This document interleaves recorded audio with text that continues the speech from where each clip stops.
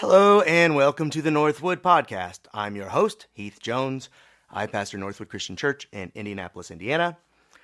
Our church is a part of the Disciples of Christ denomination. Not something that I mention every single time that I talk here, but I think that you should know. I'm proud to be a part of a denomination that emphasizes inclusion and unity. And if you should be interested in checking out us or learn more about our overall movement, please check out our website. You can visit our specific website at www.indyncc.org, INDYNCC.org, or you can read about the overall denomination at disciples.org. Either way, on our website, indyncc.org, you'll be able to find my contact information as well as details about our church, service times, and other ministries of Northwood. And this podcast, by the way, is a ministry of Northwood. But we could not do it without the All Indiana Podcast Network, which is putting things mildly, that we could not do it without them because they produce and distribute podcasts made by not only us, but Hoosiers across all streaming platforms, or at least the ones that I've heard of. So if you're interested in learning more, please visit www.wishtv.com/podcasts. That's www.wishtv.com/podcasts. We're going to move right along to the episode, but before we do, I encourage you to like, subscribe, or follow us by way of whatever app you are using to listen now. Just pause it and do that if you haven't already. Here in a moment, we're going to be going over a passage from the Bible, specifically from the Gospel of Mark, chapter 5, verses 21 through 43. But before we do that, we need to take a break for some ads for our podcast listeners. So I'll catch you all after these ads. This season, Instacart has your back to school. As in, they've got your back to school lunch favorites, like snack packs and fresh fruit. And they've got your back to school supplies, like backpacks, binders, and pencils. And they've got your back when your kid casually tells you they have a huge school project due tomorrow. Let's face it, we were all that kid. So first call your parents to say I'm sorry, and then download the Instacart app to get delivery in as fast as 30 minutes all school year long. Get a $0 delivery fee for your first 3 orders while supplies last. Minimum $10 per order. Additional terms apply. Okay, it's time to commit. 2024 is the year for prioritizing yourself. Begin your new smile journey with Byte, and you could start seeing results in just 2 to 3 weeks. Just order your at-home impression kit today for only $14.95 at Byte.com. Byte clear liners are doctor-directed and delivered to your door. Treatment costs thousands less than braces, plus they offer financing options, accept eligible insurance, and you could pay with your HSA, FSA. Get 80% off your impression kit when you use code WONDERY at Byte.com. That's BYTE.com.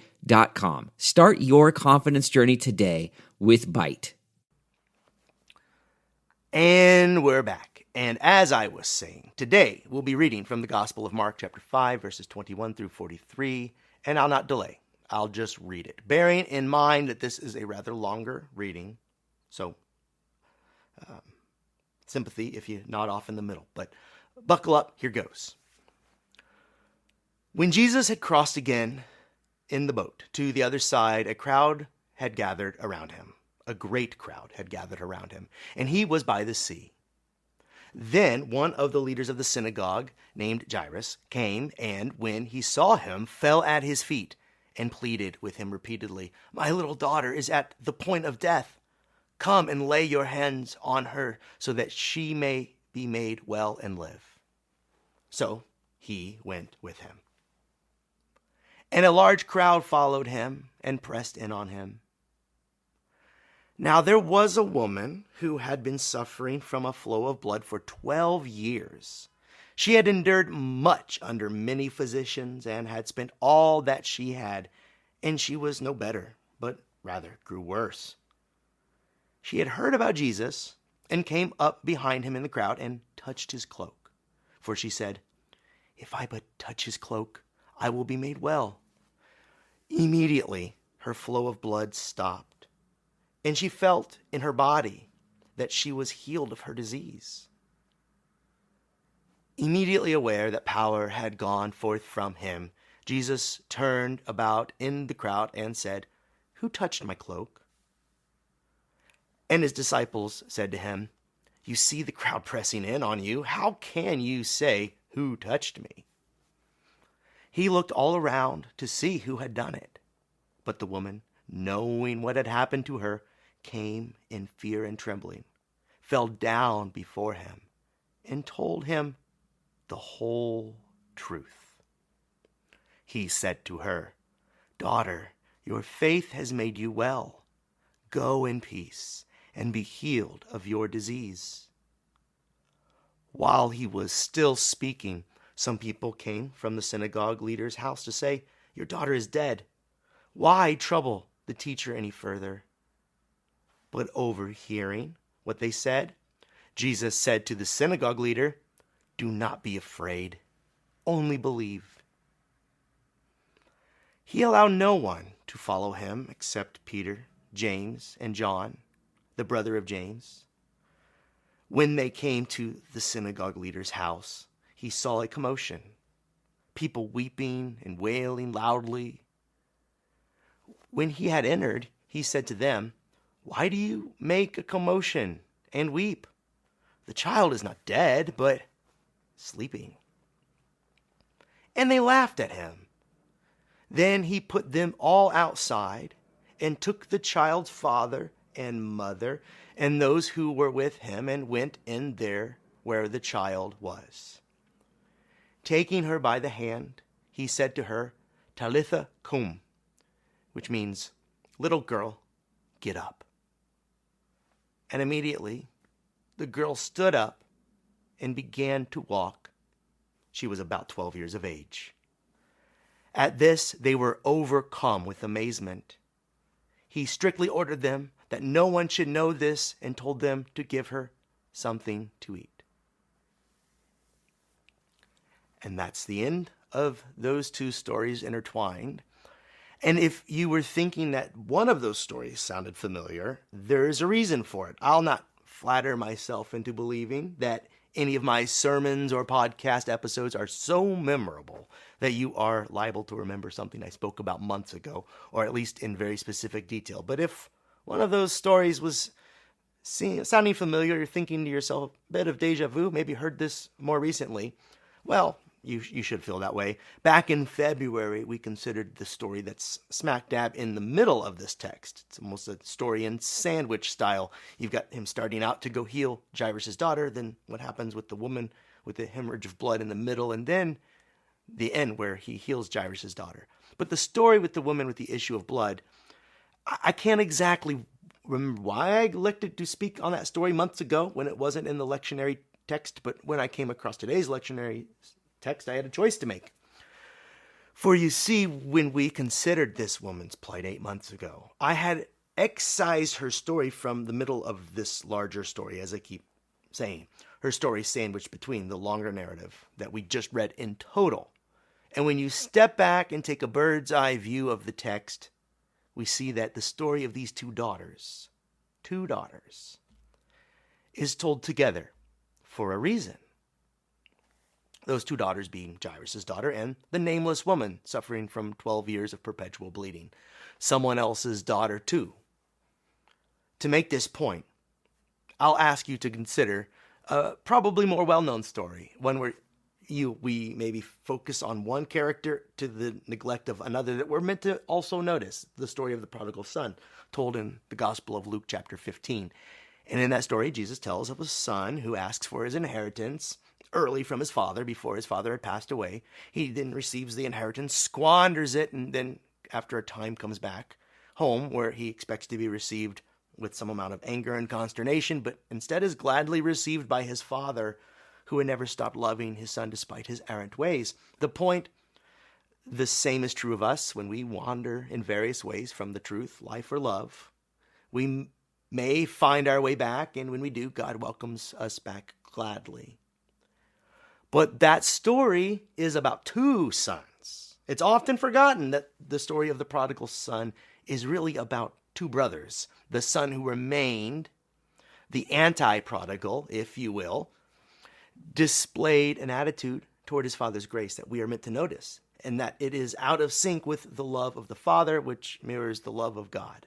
We are meant to compare the two sons to see the contrasts. One son left and then returned.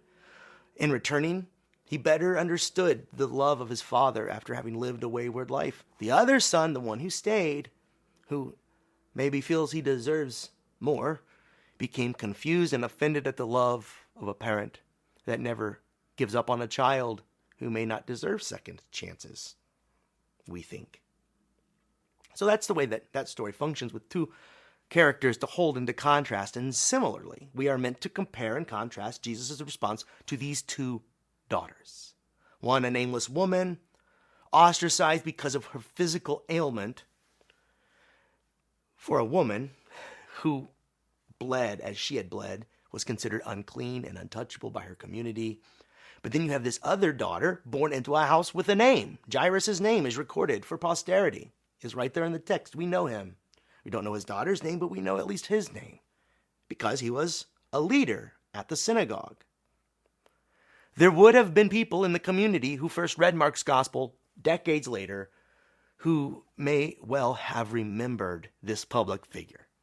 So consequently, you can assume, or I think we can surmise from the story, I think the point we are to take away when comparing these two daughters, one of the points is that this daughter has opportunities and privileges that our poor woman with the issue of blood could but hope for. Jairus was the sort of guy, for instance, who could approach Jesus in a public way. In the story we read, he beseeched him to attend to his daughter in front of everyone. Jairus' daughter's situation was such that the whole community, in turn, seems to be in on the action. It's a public interest story. The daughter of a public figure, sick or near dying. Big news in a small community. In the woman who was bleeding, however, while her situation gathers little attention, she has to sneak in through the crowd, so little attention that she can slip through the crowd surreptitiously and inconspicuously touch the hem of Jesus' cloak. We don't know her name, the name of anyone in her family. Now, when Jairus' entreaty was made in public, hers, well, he knew that he could make a house call, ask Jesus rather to make a house call. But the woman's entreaty was so private that it wasn't even spoken in words. She contrived a mere touch, at which Jesus responded, "Who touched me?" Jairus, in contrast, was able to address Jesus publicly, albeit with no small amount of obeisance. He literally did fall down before Jesus and pleaded, but he at least had a voice. From what we know about this man and his likely role in the community, as a leader of his local synagogue, he was most certainly someone with a voice that was often heard. Meaning he was someone who could name his desires in public, even his desperate desires, even whilst pleading, but with an expectation that others would listen. It's a fairly common dynamic, repeated again and again, even today. There are those whose lives and stories that we notice, and others who we don't. When a child goes missing, for instance, or is injured, who is from an affluent home, or whose parent is some known public figure, you might hear about their story on the nightly news. You might hear about it for months if it is not resolved quickly. Even if it is states away, you might see a news report. My whole life I've seen these sorts of things. But if the missing or injured child is from a poor home, or worse, is homeless, and if the parent is as nameless as their nameless child, then, well, who will notice? We notice some people, and we fail to notice or overtly ignore many others. This is the reality we have come to accept. The question for the reader, hearer of these stories today is, which of these two daughters did Jesus notice? Which of these did he heal? If one or both of these two daughters were lost or hurt, which do you think Jesus would try to help? Rhetorical questions, all of these. He noticed and healed them both. Faith in Jesus healed them both, and Jesus' faith and undying love for them and in them. Notice the story ends in the same place for both of these daughters, healed and restored to their communities. But these two daughters couldn't have started from different leaping off points. And this is why their stories were presented side by side. There are several allusions to this throughout the text, that these stories are meant to be read together. I mean, for one, they're literally woven together, but perhaps the most obvious example of, or tip off to that these are meant to be compared, are found in verses 25 and 42 respectively. And I'll just read them now, one after the other. Verse 25 from chapter 5. Now there was a woman who had been suffering from a flow of blood for 12 years. And now verse 42. And immediately the girl stood up and began to walk about. She was 12 years of age. Did you catch it? The girl is 12. The exact number of years the woman had been bleeding.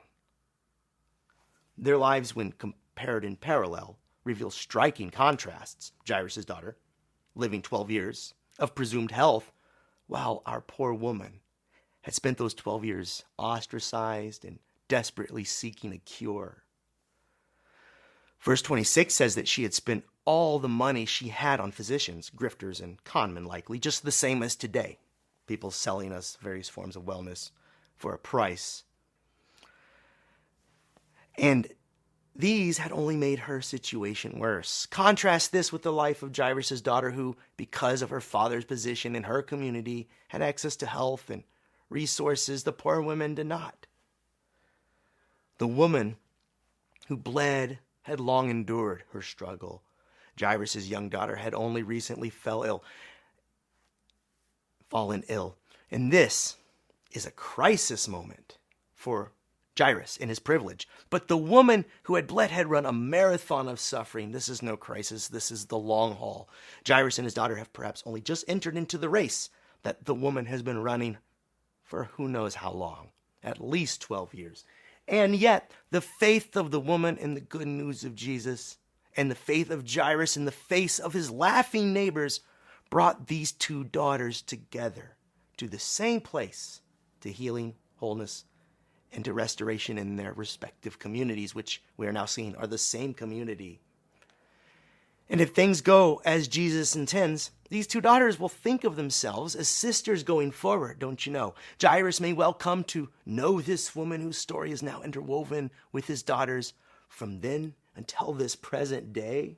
As people told the stories over decades, I'm sure that Jairus and his daughter became curious about this other woman, and perhaps they came to know one another. And the rest must be speculation, but we can imagine the Jairus in the story seeking out the woman after later in the day wondering about this individual who, like his daughter, had also been given life by Jesus. You can imagine as the sun sets him finding or asking others, what's her name? And perhaps he invited her over for a meal to share, just as they had seen Jesus break bread so many times with so many different kinds of people.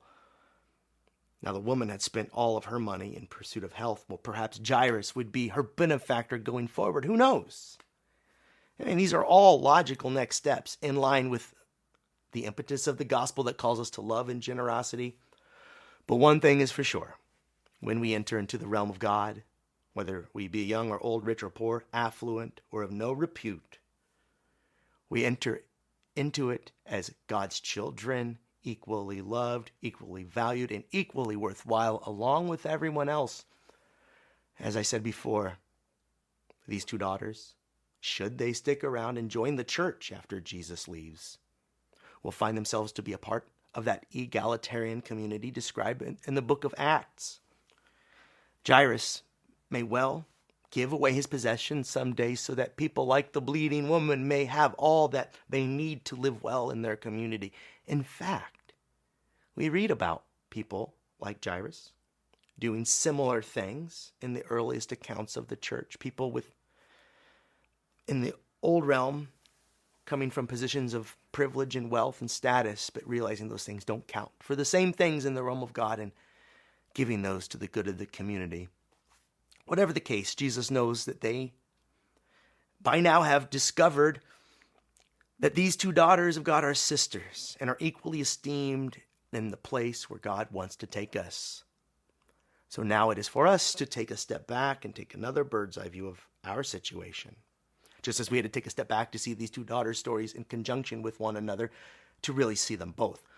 We can step back and look at all of humanity in all of its diverse calamity and splendor. Who are the daughters and sons of God? Well, Sunday school question with an easy answer. We all are. Those without names and those who have names are all known by God, and God knows all of their names and yours.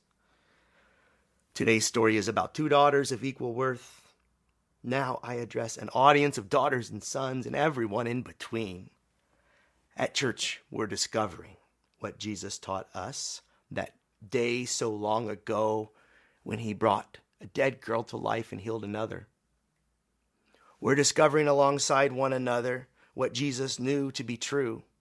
There is no male or female, rich, poor, slave, or free in the body of Christ, which is evidenced at our church in many ways.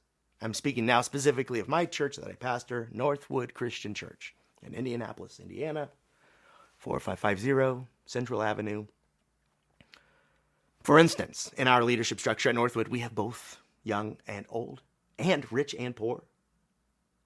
I'll not say slave and free in the sense written about in the Bible, as it was literally speaking about the owning of other humans, but there are many in our churches who are trapped in any number of ruts, struggles, addictions, or anxieties. Many of us are, figuratively speaking, slaves to these things in the sense that they own and direct our decisions in life, or they can. But in the church, this matters less and less, and we are elevated to positions of meaning despite our imperfections. We grow together, rich and poor, struggling and stable alike. I think that a lot of the fun with this story today is in the imagining of what life was like after these miracles. As I said before, just imagining that was what made my mind go to interesting places. Did the woman take on Jairus' daughter as a sort of goddaughter? Or did these people relate after these events occurred? We'll never know. But near and all around us, we have a living example of this story playing out in real time in our own lives. We've come to our churches together to find healing and restoration in Jesus Christ, and we found it together. Our story is like the stories we consider today, except spread out over lifetimes, generationally. But I hope you'll notice along the way that Jesus is calling us each out of scripted roles in our society, those roles that our society will give us, and into much more important designations, or more specifically, one more important designation, child of God. For this is who you really are, and so is everyone else you meet. So treat them this way, and you will discover that they have a name and a story just like you. Our faith in God, Jesus, and in one another is making us, well, even now, making us into the community that Jesus envisions and calls these two daughters to and calls us to today. So I'll leave you with these two things to think about. One, perhaps you struggle to see all persons as God's children. Perhaps your culture's ideas about place, celebrity status, and power have so corrupted your vision that there are many children of God who you fail to see. Others, like our woman in today's story, struggling through the crowd and anonymity. I think that I'm describing all of us right now, but let's have some humility here. I think that we all sometimes struggle to love everyone as we should, or see everyone especially as we should. Well, here is an invitation to open up our eyes to see them as God sees them. But perhaps this is not your primary struggle. Perhaps you are like the woman, unnoticed, no big-name father like Jairus to advocate for you. Perhaps yours is not so much a struggle to see as a struggle to be seen. If this describes you, I want you to hear what Jesus told the woman he had healed. He said to her, "Daughter, your faith has made you well. Go in peace and be healed of your disease." And if you sense, and if your disease, rather, is a sense of hopelessness and a lack of self-worth, then be healed. Your healing comes with an understanding of your true identity, child of God. Your healing comes as your faith in our divine parent increases, faith to see us through and to hold us safe and fast. So daughters and sons, or whoever you say that you are, go in peace and be healed. Know your worth and join in with the others who have found the same. Child of God, daughter or son, remember, this is who you are. This has been the Northwood Podcast. If you like what we're doing here, please subscribe to the podcast by way of whatever app you use to listen, or leave a comment. These points of engagement drive more traffic our way. Or check out our website, www.indYncc.org. And also check out the other podcasts produced by the All Indiana Podcast Network. Until next time, this has been the Northwood Podcast. I am Heath Jones. Peace.